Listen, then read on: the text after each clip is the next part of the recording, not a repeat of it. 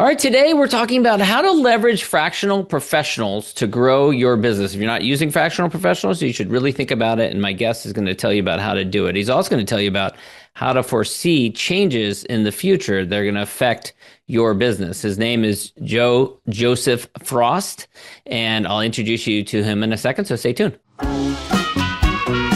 Welcome to the Smart Business Revolution podcast, where we feature top entrepreneurs, business leaders, and thought leaders and ask them how they built key relationships to get where they are today. Now, let's get started with the show. All right, welcome everyone. John Corcoran. I am the host of this show, and every week we have smart CEOs, founders, and entrepreneurs. And if you check out the archives, we've got Netflix, Grubhub, Gusto, Kinko's, Activation Blizzard, Lending Tree, OpenTable, lots of great episodes for you to check out. And of course, this episode brought to you by Rise25, where we help B2B businesses to get clients, referrals, and strategic partnerships with Done For You podcasts and content marketing. And you can look at our recently completely revamped with AI website at rise25.com, or you can email our team at support@rise25.com. All right. So excited to have you here, Joe. So Joe is someone who I know through EO, Entrepreneurs Organization, and he's had a number of different companies in different spaces. He's had a mortgage company. You've had media companies. You've had fractional professional companies, which is your current business. You've had CMO business, but it all starts with you said you sold Halloween candy at school to pay for your prom dinner. I got to hear this story. Tell me how you did this. Well, I had a modest, family growing up, and didn't have a lot of extra cash to take my date to the prom dinner. So it just happened to be shortly after Halloween, and I thought, I got all this candy. So I took it to the lunchroom and I started like peddling my Halloween candy for the entire week before prom. And at the time, whatever, I got $20 and got rid of all my candy, avoided getting into too much trouble with the teachers and during lunch, and went out to the local Genghis sushi place and had a blast. My date was kind of a little bit proud and ashamed at the same time, which So I could she say knew my that wife you. is like that today for most of everything I do as well. Yeah, I think that's scrappy and brilliant. That's amazing that you said, okay, what are my resources? I got this candy, I could sell it, and that's great. And I think probably half the guests I've had on this podcast have excuse me, some version of a story around selling gum or something at school and getting busted for it. So to my wife's chagrin, I actually have encouraged that amongst my kids, but like go like sell gum at school, get busted, I want to hear it. Yeah. And you worked at a grocery store, and you were 2 weeks in, they were saying you couldn't wear tennis shoes. And apparently that was too much constraint. That was like a straitjacket to young Joseph. You're like, forget that, I'm out of here. And you went and started a lawn service instead. Yeah, I was really upset. My buddy was working with me and he had these like hiking boots on, and I show up with tennis shoes, like high tops. They're like, you can't wear those. I'm like, he can wear his. Like, no, they're different. Like, they're not different. And they told me to go home and change my shoes. I didn't come back because that was ridiculous. So that was what made me go out and want to be my own boss for the very first time after my very first job after 2 weeks in it. And I started mortgage.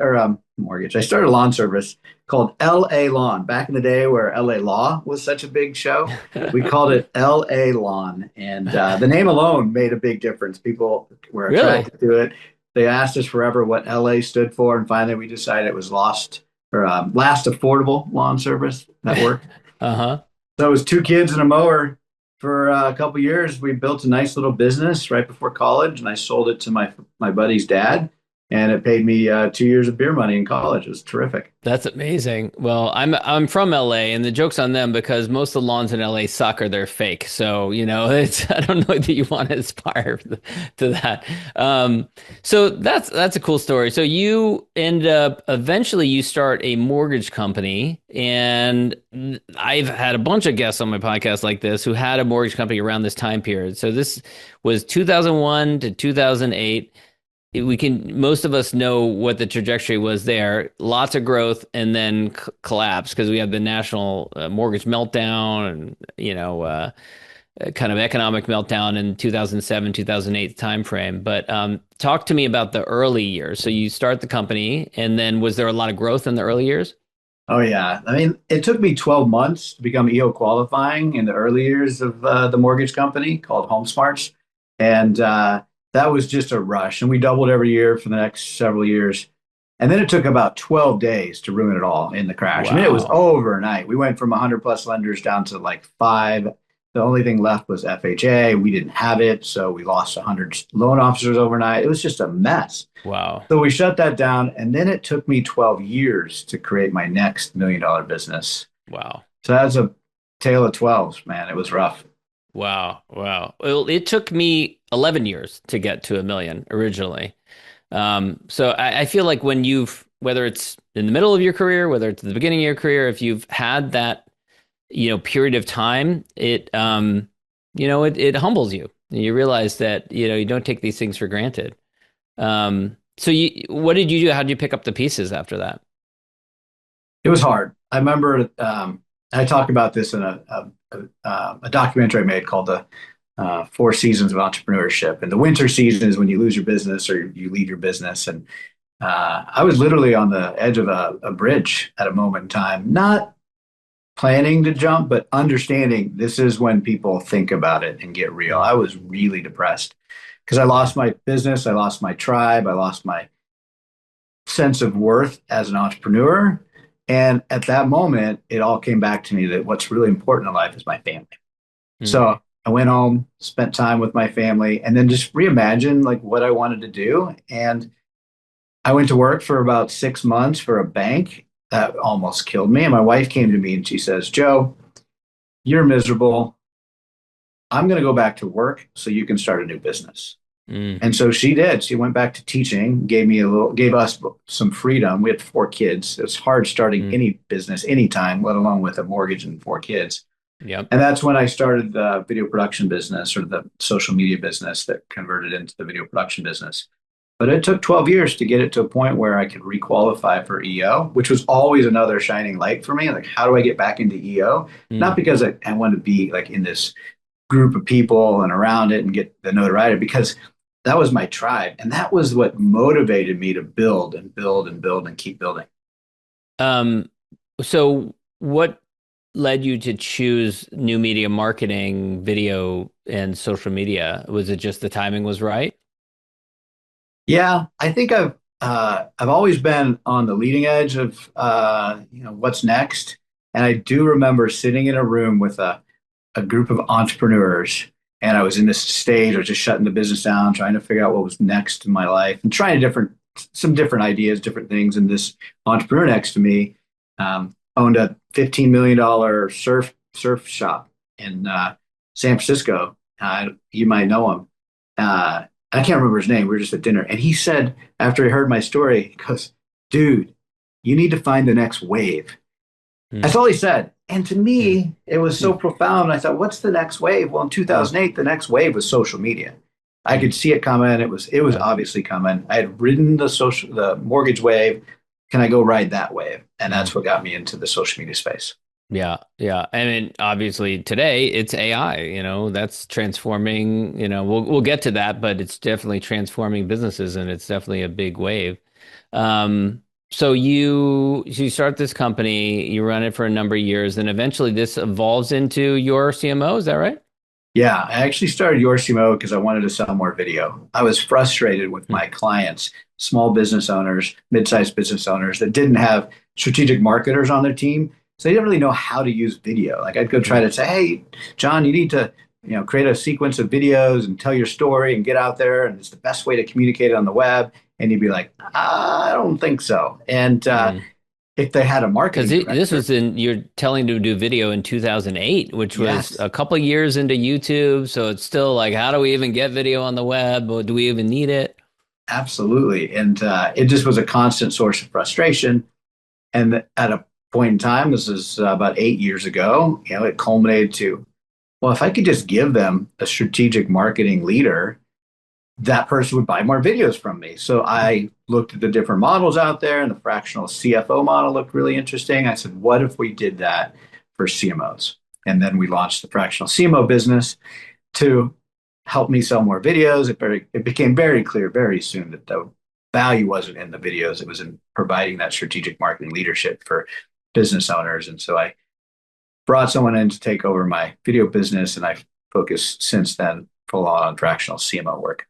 And tell me, how what's like the value proposition, or what's the pitch to other CMOs to join up with yorCMO, like for you to like place them out? Like how does that work? How does that kind of business model work?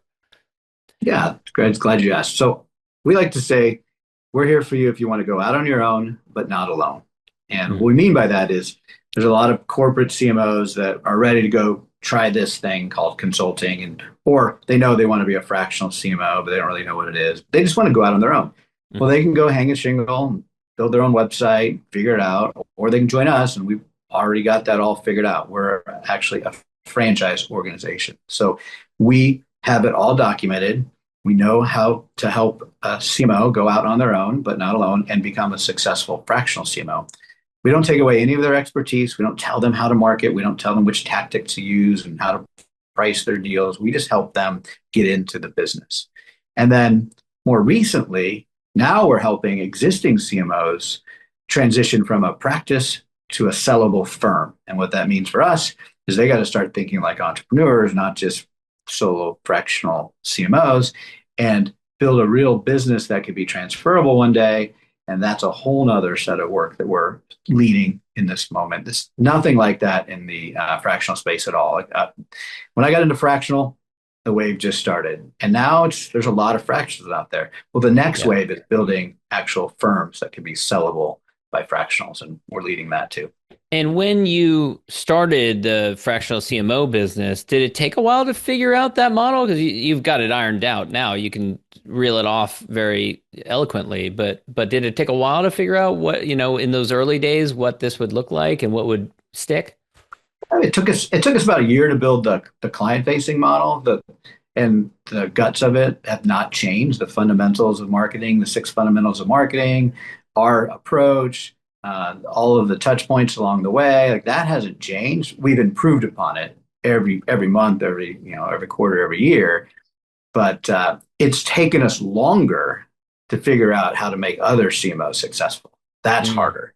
I mean, helping mm. clients get to a certain level of growth and scale with a spring by bringing the right CMO in kind of happens by itself a little bit, but helping a CMO actually learn how to go out and get business for themselves, learn how to build a network, build the relationships, create a scalable practice model, that has taken more time. I imagine that's got to be one of the tougher ones, especially if they've been in the corporate world for a number of years. They're not used to going out hunting and finding their own clients while at the same time servicing their existing clients. Yeah. So I could see how that would be a challenge. Yeah. That's definitely a challenge. It's the classic seller doer model. It's Hmm. really hard, and Hmm. we've addressed it. We've built the structure in place. All of our CMOs get coordinators that support them. We've got a lot of infrastructure built in to make it easier, but it's still hard. Mm. Um, you've had a number of different businesses. You have had more than one at a time. How do you manage to have different businesses at the same time? How do you allocate your attention? How do you empower leaders in your company to run it while still, keeping attuned to what's going on inside that business? It's a wonderful question. I'm going to answer it two ways. One is aspirationally, my stated goal is to have 7 businesses, each EO qualifying, that I founded, operating at the same time in 7 different countries. So I have this really Why big is that? area. Why is that the goal? It's evolved over time. I always thought, just from, I don't know, 20 years ago in the mortgage business, I'm like, I'd love to start 7 businesses one day that all kind Hmm. of get to 1 million, but different, like not complementary. And then, Yeah. it took 12 years to do the next one. Like, man, well, maybe that's 84. I would have like, I don't have that much time left to do 12. So then I try to, take away the separate and just keep to I just have 7 that I found that get to 1 million. But operating at the same time is, to your point, that I haven't figured out. So right now I have 2 Mm, EO qualifying businesses at 1 million each in 2 different countries. I'm working on a third, mm, but I've realized that and aspirationally, that sounds good. Practically, it's really hard to start and give the energy to one thing that it needs to get to that $1 million level. So I'm actually shutting down my Frost Media Group business and really refocusing my energies right now on my core business, which is already qualifying, but needs, because we're taking that next level with AI and with the firms, it needs me, and I can't support Yeah. another new business right now. Yeah, I mean, marketing is changing dramatically with the advent of AI. So talk to me a little bit about some of those changes that you're seeing and how it affects both the way that your fractional CMOs do their work that they do, and also how you as a company continue to operate. Yeah, well, AI is changing everything across the board, and marketing seems to take a big hit right away. There's a lot of easy marketing that can replace with AI, seemingly around content creation and uh, creative work. As CMOs, that's not really jeopardizing our value proposition. We come in as these strategic marketing leaders. Now, I have seen some people trying to transplant strategy and marketing plans with AI, and that's, if you believe that's going to work, try to execute on any of those plans because they don't make any sense. But what we see is that it could be dangerous for us to add AI to our offering as CMOs plus AI because it's not a fit. Like, we're not technologists. So it gets confusing. The CMOs don't want to become value-added resellers of AI agents. That's not what they're signing up for. So we took a year to build AI as a capability, and now figuring out how to leverage it as leverage our core competencies with it, which means we are going to market not as an AI capable CMO company, but we're going to double down on the value we bring as strategic marketing leadership. And as a strategic marketing leader, we know what you should be doing tactically first. Then we understand where AI could actually make it more revenue producing or more profitable than without it. And that's what you need when you're a business owner trying to figure out AI these days. You need someone who knows what they're doing, that's strategic first, then brings it in where it makes sense, and just doesn't buy a bunch of tools and chase a bunch of these promises that don't exist, and can be adaptable because it's changing so fast. It's like what we built 6 months ago has already been replaced by a single line of code through Moltbot. Which is a hot thing that's going on. Yeah. I don't know if like 6 months from now, if we'll still know it, either it'll be massive or it will be like, what was Moltbot? Who knows? But and then you expanded this into fractionalpros.com, which was providing other fractional leaders in other categories. Seems like kind of a natural evolution, but also seems like it could be fraught with its own challenges, trying to go and find, fractional CFOs who've worked in the corporate world and attract them and then get them placed. So tell me a little bit about that transition. Yeah, we started, originally it was the Fractional Professionals Association. Gosh, one of our CMOs and me about 6 years ago with just an idea. We wanted to create a community where fractionals could go and network because there wasn't one. And that was a kind of a soft launch, and it never really took off. We ended up shutting it down when the Fractionals United community started to get built because it served the same purpose. But we kept thinking about this fractional pros concept. This is how my mind thinks, and just tinkering with it and trying things. And it's still not much of anything, to be honest, in the US. But what we found is that there was a big opportunity in Canada. So we have Fractional Pros Canada, which has 1,300 members now and a really strong community. And it's led by one of our Canadian CMOs up there, Robert.